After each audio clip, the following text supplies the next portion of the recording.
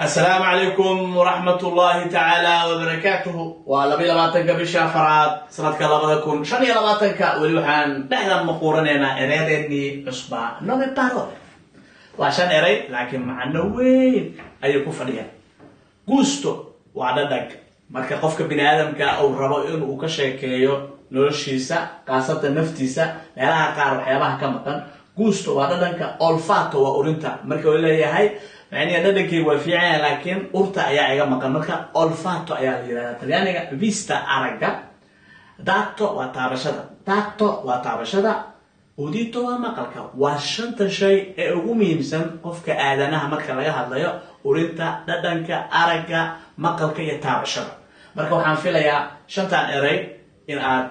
ka faa'iideysateen isla ahaantaasna ka faa'iideysan doontaan inta aan ku kulmi doono عشر كامل لامدا وأنه وده جرنا أردينا إن هذا شان سكوتاي مال والبا مركان وحكويدي خاصة عليك مركان وحكويدي جولا وحكويدي وإيه دور عديسا نو دور عديما وأنا وقت يعني كيف يسنا مركان أنت عم بقول مدونه عشر كامل أنت عشر كامل لامدا هذه كده تيجي نبادي شنو نقول لكم السلام عليكم ورحمة الله تعالى وبركاته. ciao ciao.